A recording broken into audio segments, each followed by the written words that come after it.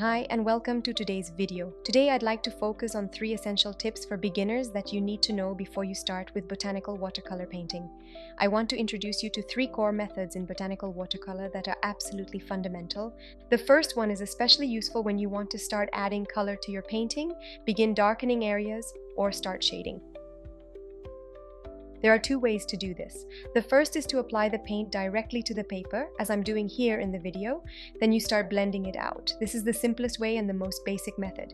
But I'm not saying it's necessarily the best one. We'll compare it with the second approach in just a moment. But this method is a very natural starting point, and you'll likely come across it right away when beginning with watercolor. In my opinion, the downside is that you're applying paint directly into dry paper. This kind of paint is harder to shade and blend smoothly, and if you use a brush that's too wet, it can cause blob, where the paint spreads uncontrollably.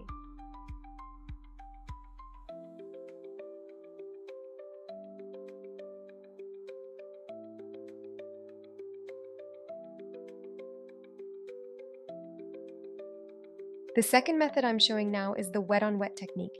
You first create a wet layer on the watercolor paper, either with clean water or a lightly tinted wash, depending on the result you're aiming for. Then you load your brush with pigment and begin adding it into the wet area. The paint starts to beautifully disperse, and that's the key difference compared to the first method.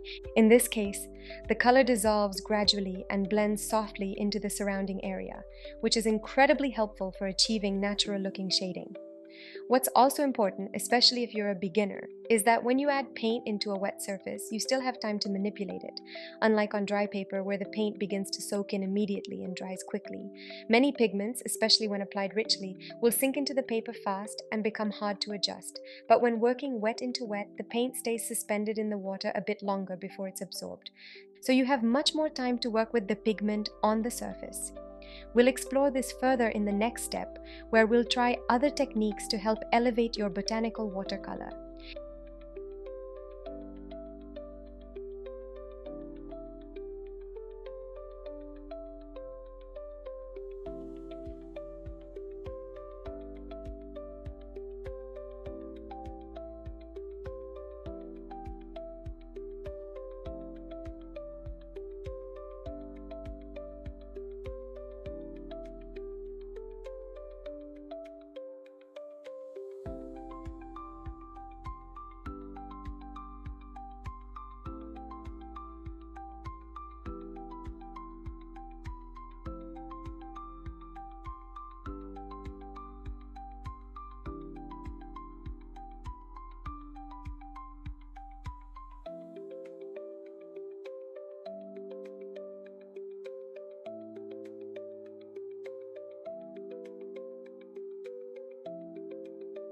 Here I'm showing a side-by-side comparison of the 2 methods, adding paint directly to a petal and blending it out.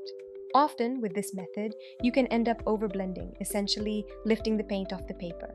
Or the paint might flood toward the edges if your brush holds too much water. In contrast, with the second method, the pigment disperses evenly into the wet area, and you can control it much more easily.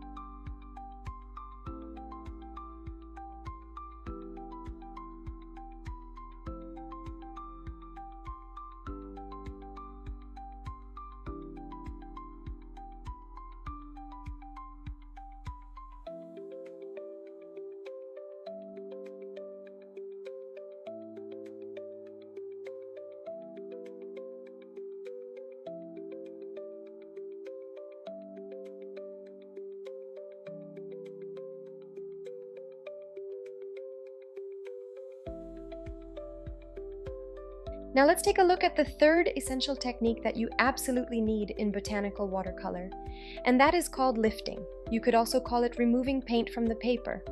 Why do I love this method so much? Because it's incredibly natural and helps you create very soft, realistic shadows. It adds depth and highlights to the leaf, making it look much more three-dimensional and lifelike.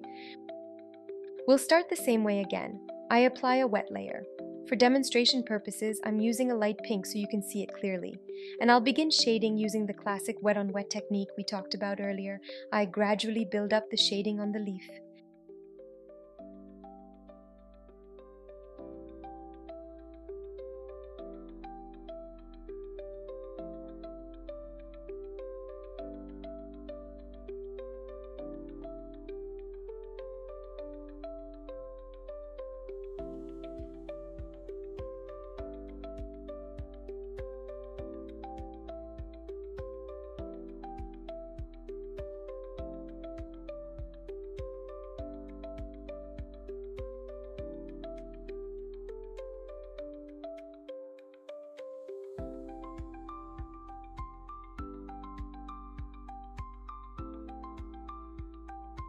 And now comes an important step where I want to preserve some light areas on the leaf while keeping others darker to create contrast.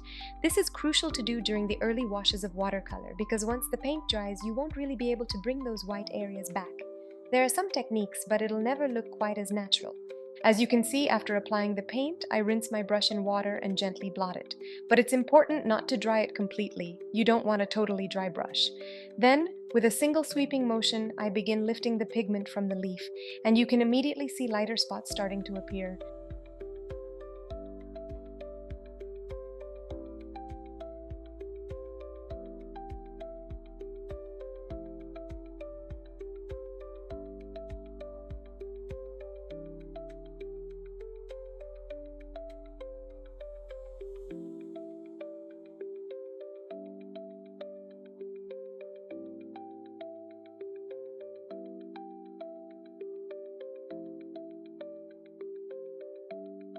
Let me demonstrate it here on a larger area so you can see more clearly what's happening.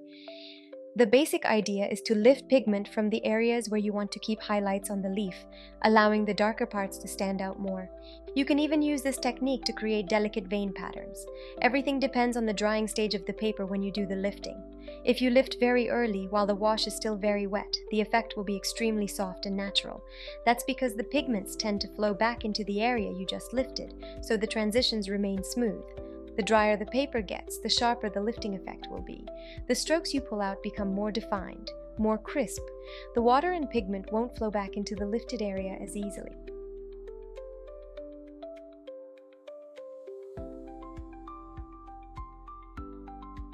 Here in this sped up clip, I painted a few quick demo leaves just to show you more lifting examples. I used a much darker pink than I normally would for a first layer, but I wanted you to really see the contrast and what's possible with this method. In the previous leaf, the paper had dried a bit more, so the shadows are already much sharper. And here, even though I lifted the pigment while it was still very wet, the color bled back into the area, but that's not necessarily a bad thing. It all depends on the effect you're going for. In the final minutes of this tutorial, where I showed you the 3 essential techniques that you simply can't do without in botanical watercolor, I'd like to demonstrate how to finish off some leaves I previously sketched out. I'll be combining the different methods we covered and using them together to fully develop the leaf, building up shading, depth, and structure to give it a more realistic and three-dimensional appearance.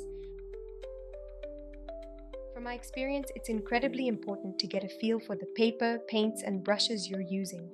I've noticed during the watercolor workshops I teach that this hands-on experience is crucial. You really need to develop a feel for the materials. Each paper absorbs water differently and dries at its own pace. Every brush behaves differently, especially when it comes to water absorption.